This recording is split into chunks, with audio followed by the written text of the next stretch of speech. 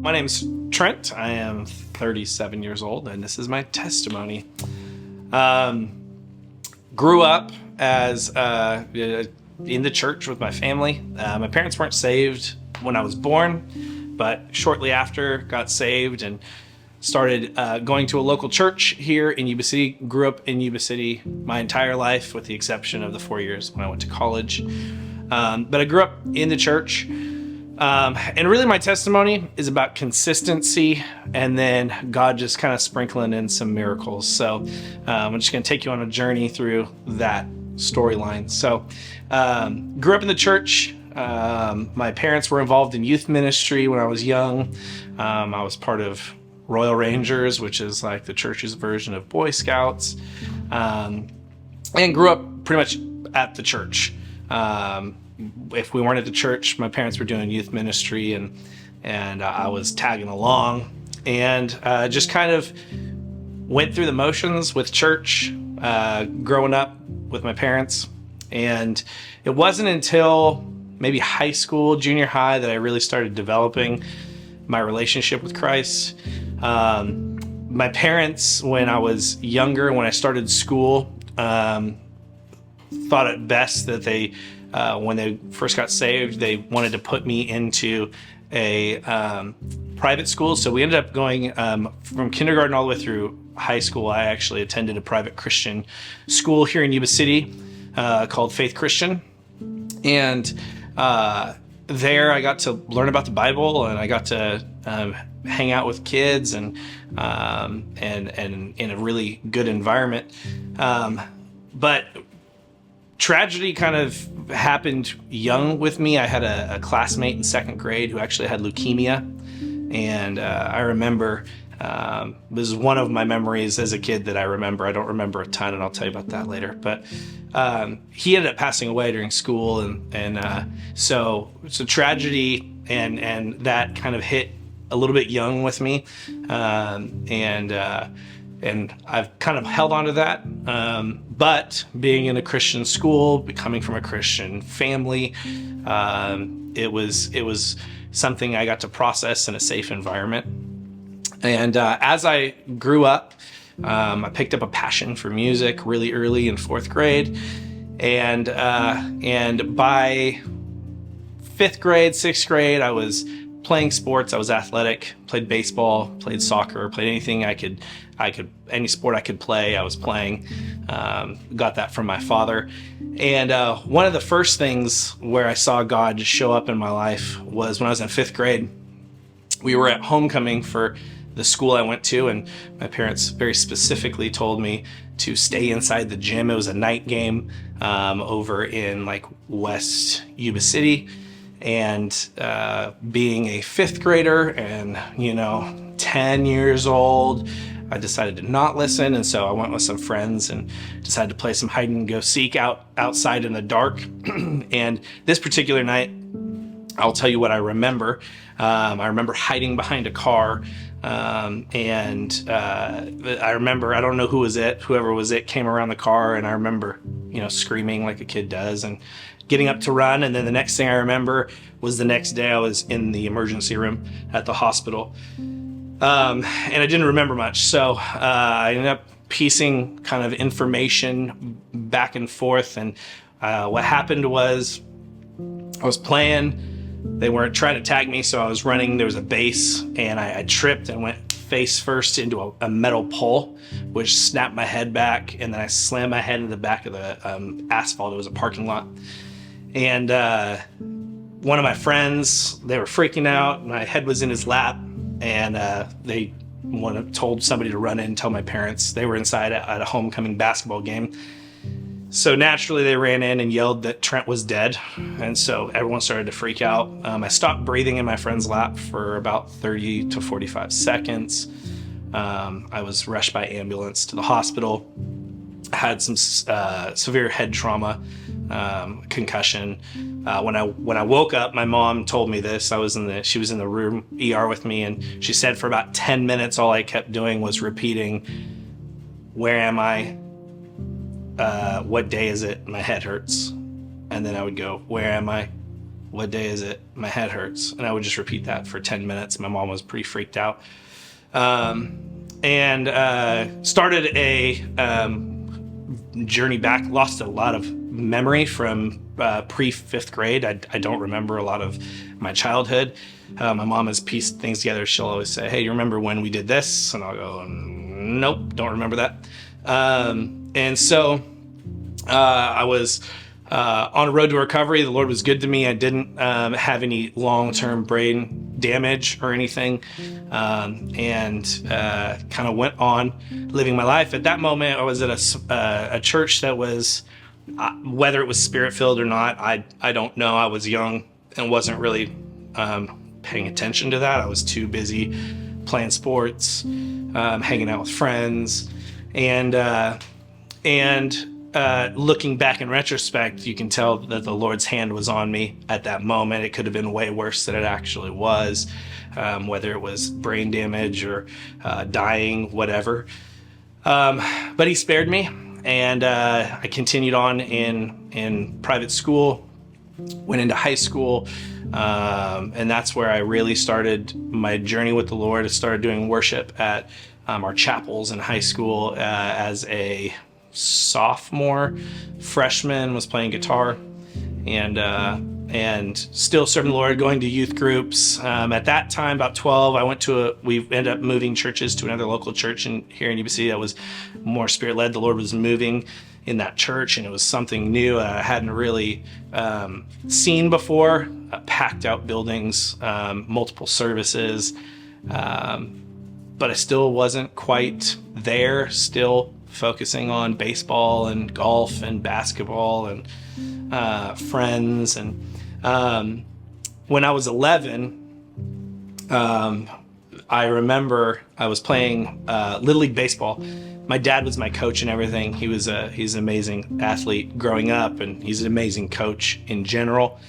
And there was this one practice I remember. We were practicing over at a school in Yuba City, and we're just running drills, hitting ground balls. And my dad was hitting them and hit a ground ball and didn't get my glove down. Ball went through between my legs, and which is embarrassing as it is in general. And I remember my dad stopping practice and calling the entire team in and saying, hey, you see what Trent did there? He didn't get his glove down. You don't want to do that. And it was one of those moments where adding embarrassment onto embarrassment. My father didn't know. He was just trying to be a coach at the moment. And that was when I was 11. For the next 7 years, I refused to talk to, I just internalized everything. I refused to talk to my dad about it.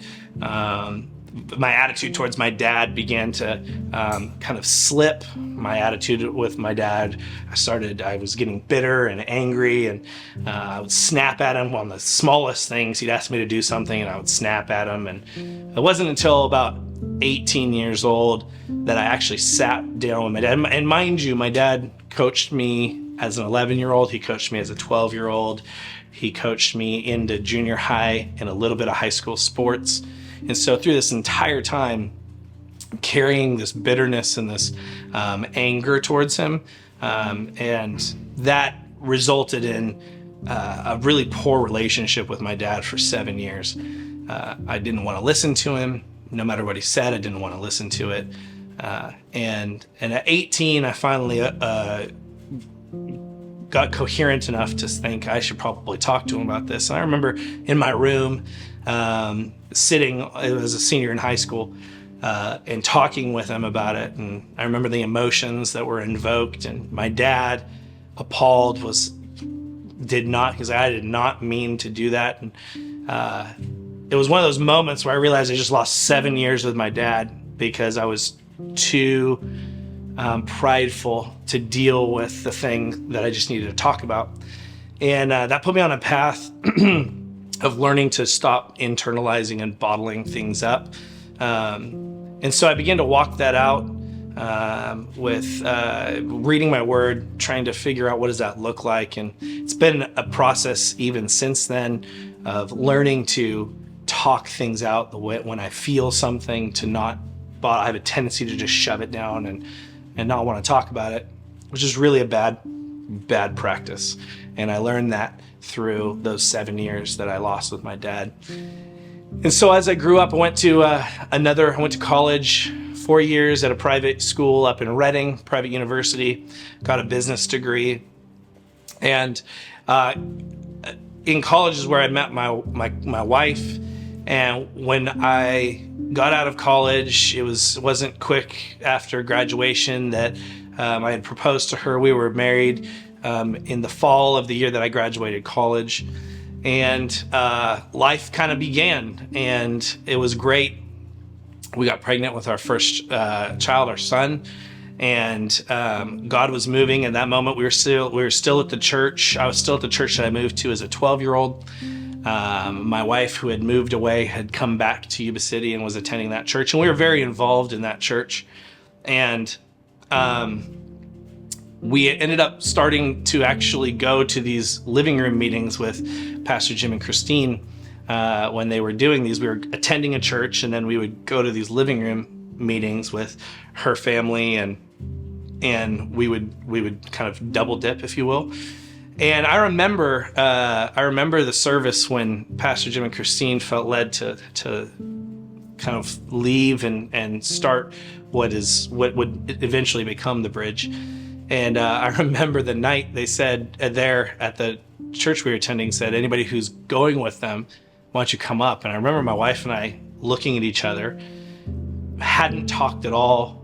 This wasn't even on our radar. Mind you, we're still very involved in the church we were at. And we just both found ourselves on our feet walking to the front of the church. And that's really when I talked about consistency, this is where the Lord really started walking me through being consistent in my walk, in my loyalty, and my pursuit.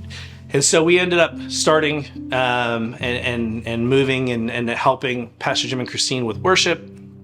We had a worship team at that time, and things were going great. We were in our second building, and I remember between weekends, something happened in our family, and we went from a full worship team in our church down to my wife and I.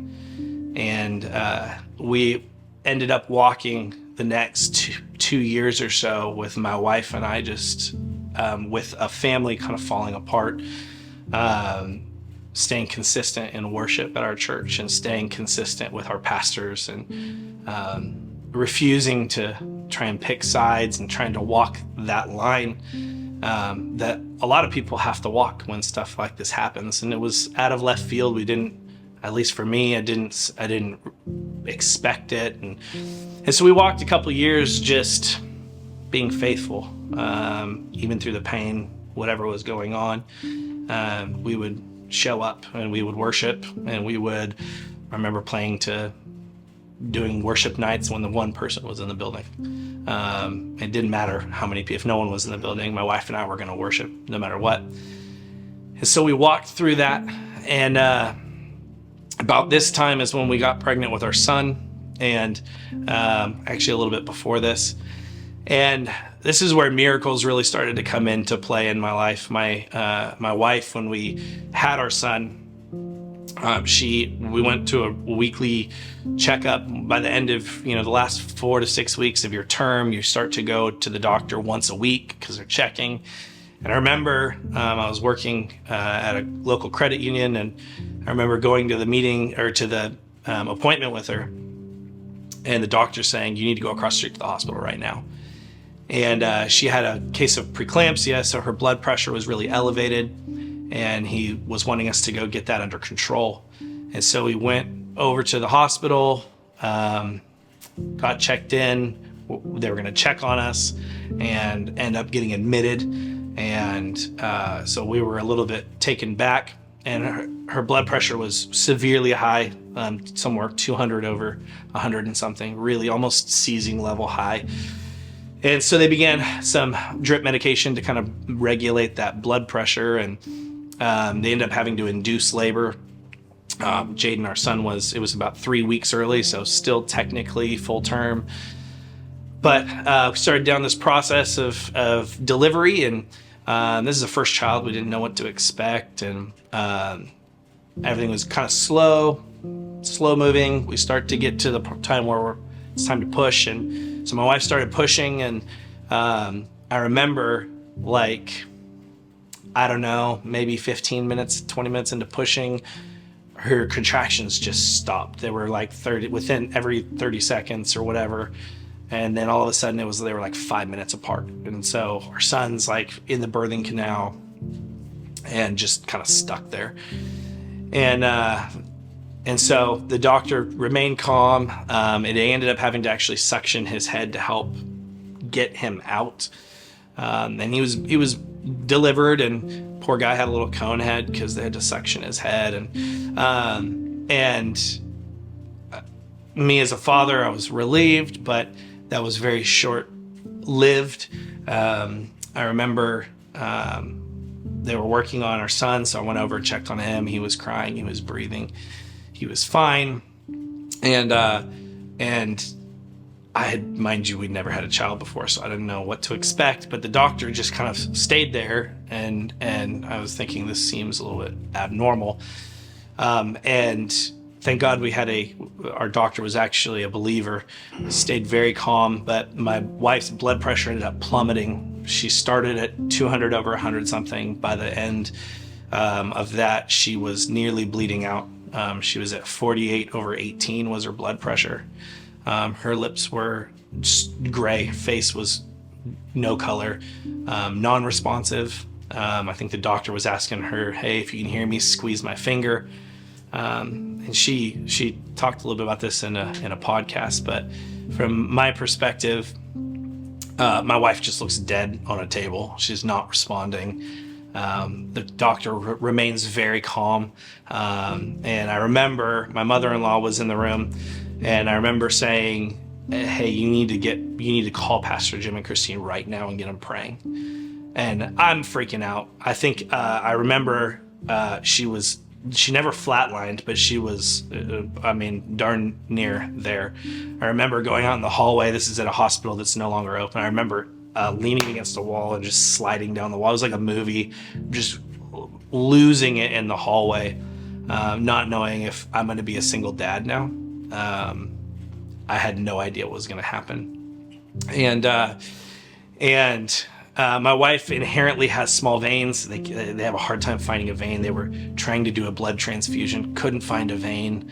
I'm watching them stick my wife like in the arm, trying to find a vein. And they ended up having to pull her IV to be able to use it as an access point to do a blood transfusion. And she had lost 2 units of blood, which is a lot of blood.